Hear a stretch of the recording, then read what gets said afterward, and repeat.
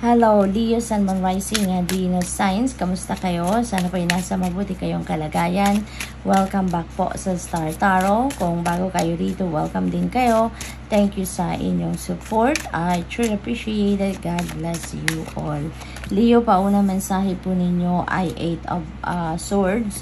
Dito sa 8 of Swords, parang ano kayo dito, feeling trapped kayo, no? Hindi kayo makagalaw, hindi kayo wala kayong kalayaan, kumbaga, no? Because maybe you are being dictated dito ng kung sino man, you're being restricted ng kung sino man dito, no?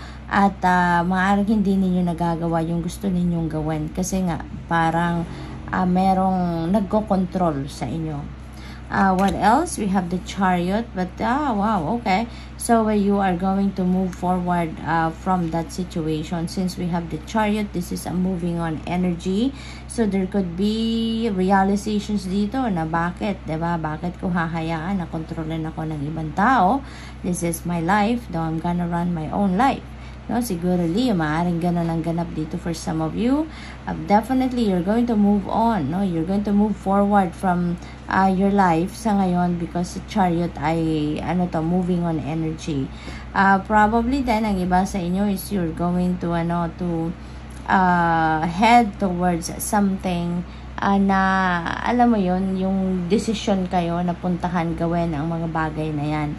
So siguro ang iba din sa inyo dito, Leo, baka meron kayong endeavor na gagawin, at na kayo, uusad na kayo, papunta na talaga kayo doon. So this is good kasi pag pinagdesisyonan nyo na to, no, na talagang gagawin ninyo or pinagdesisyonan ninyo na ito ay anuhin nyo na, pupuntahan nyo na, sisimulan nyo na yan sa ngayon. And there is success na naghihintay sa inyo dito with the Chariot energy. At saka travel is very imminent for some of you.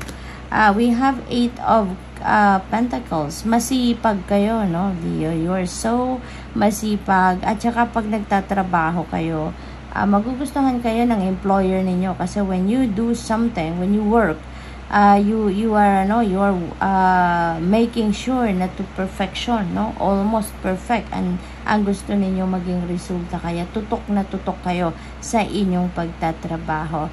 So by the way, pinakita sa akin ng guides ko yung dalawang 8, no, we have 8 of Pentacles and we have 8 of Swords.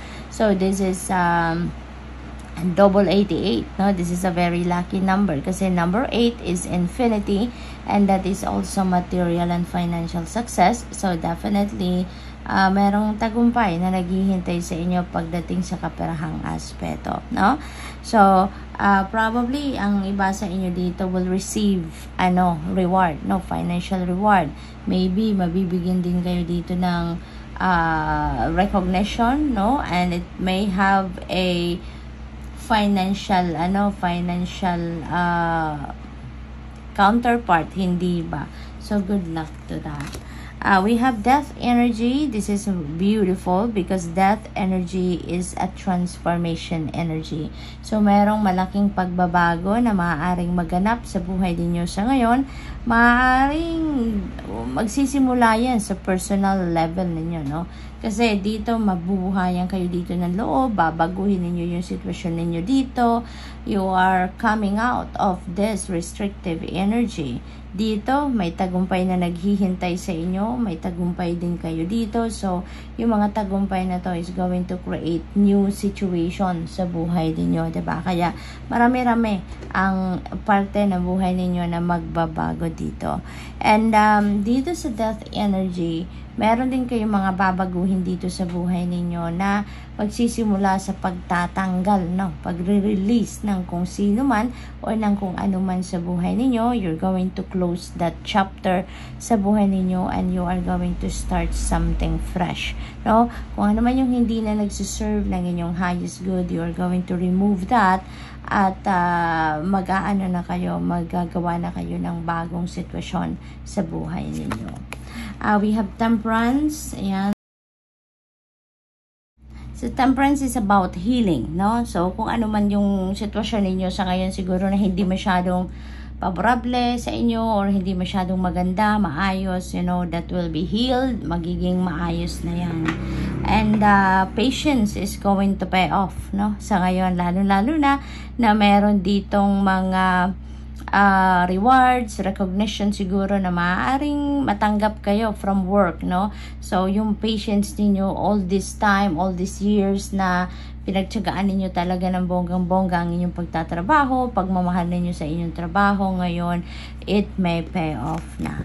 So, we have Queen of Pentacles. Napakaganda, no? Pagdating sa kaperahang aspeto, ninyo Leo, Queen of Pentacles is about abundance, prosperity, wealth, at saka magkakaroon talaga kayo dito ng financial opportunities or financial blessings, no, na makukuha kayo, and that is going to bring you financial freedom. So napakaganda rin naman ito.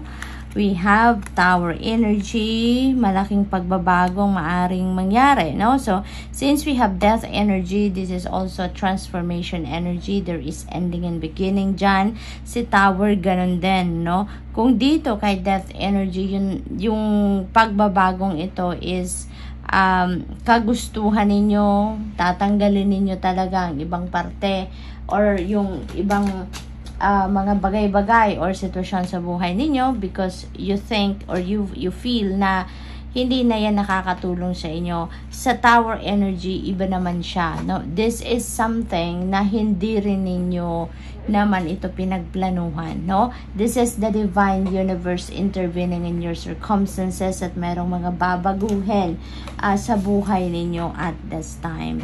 So, what else? We have Three of Pentacles. Sa lahat ng mga kaganapang ito sa buhay ninyo, you really have nothing to worry about because there is help coming your way. Meron kayong makakatulong dito na makakapagpagaan ng journey ninyo, lalo-lalo na marami kayong mga changes na gagawin sa buhay ninyo. So, someone is going to help you or a group of people may come towards you to help you, no? So, good luck. Thank you for watching. Love and light. Namaste.